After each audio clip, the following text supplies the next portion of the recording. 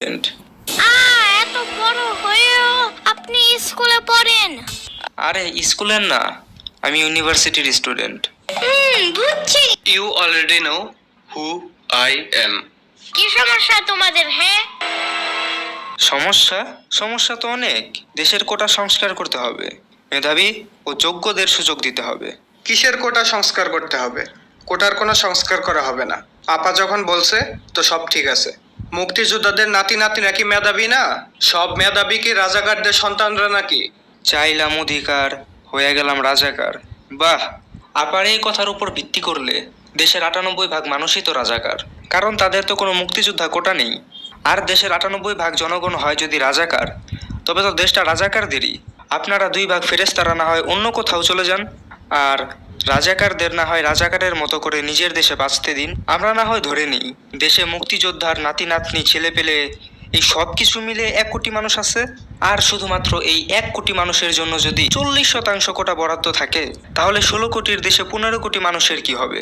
আর এই ধরনের অনিয়মের জন্য, নিজেদের অধিকার আদায়ের জন্য যদি কেউ রাজপথে নামে, তাহলে সে হয়ে যায় রাজাকার।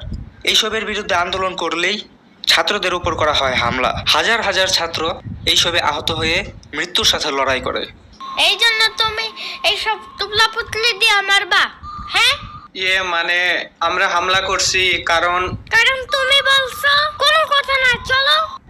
মানে মুখটা বন্ধ করো। হ্যাঁ, তুমি বলো। রাতের অন্ধকারে দেশের বিভিন্ন বিশ্ববিদ্যালয়ের ছাত্রছাত্রীদের উপর আক্রমণ করা হয়েছে।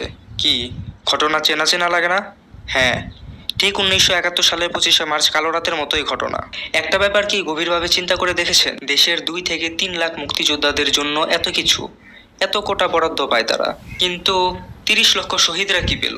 এর জন্যই হয়তো বলা হয় স্বাধীনতা অর্জনের চেয়ে রক্ষা করা বেশি কঠিন। কোটা দিয়ে জাতি না গড়ে, কোটা দিয়ে দেশ না গড়ে, মেধাবী ও যোগ্যদের দিয়ে দেশ গড়ুন, দেখবেন দেশ অনেক এগিয়ে যাবে। বন্ধ থাকুক পড়ালেখা, অন্ধ থাকুক জাতি, আগামীতে দেশ গড়বে সব মুক্তিযোদ্ধার নাতি। বন্ধ থাকুক পড়ালেখা, অন্ধ থাকুক জাতি, আগামীতে দেশ চালাবে সব মুক্তিযোদ্ধার নাতি। তুমি কে, আমি কে,